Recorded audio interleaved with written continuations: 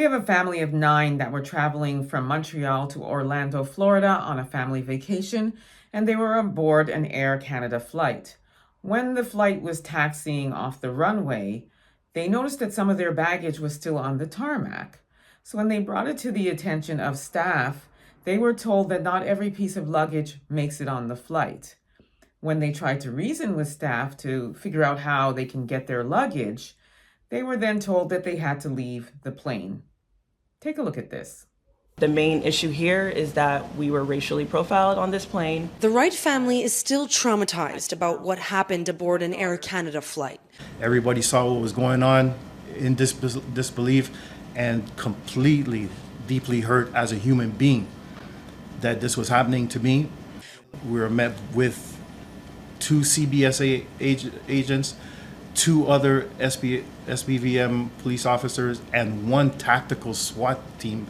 It was traumatic. My daughter was crying the whole time, and she didn't understand why we were being taken off. They're convinced the incident was a case of racial profiling. And so with the help of the Centre for Research Action on Race Relations, they're filing complaints with the Canadian Human Rights Commission. We hope that this incident will compel not only Air Canada but also the airline industry to come up with clear policy against racial profiling in commercial air travel.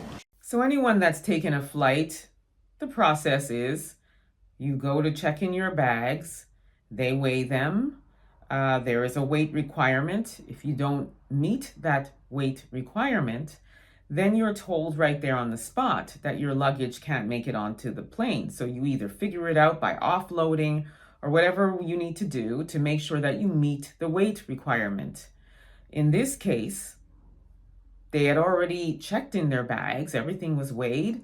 So it's not common practice to just throw the luggage onto the tarmac and taxi off with no knowledge or no notice given to the passengers.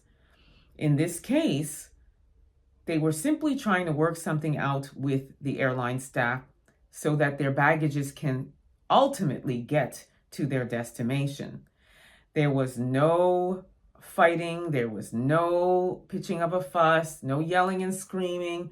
There was no threats, there was no physical assault, and yet they were told that they had to leave the plane, and the plane turned around and came back. Then they were met by 3 different squads, the CBSA, which is the Canadian Border and Services Agency, the SVMP, which is the Service de Police de la Ville de Montréal, and SWAT, Special Weapons and Tactics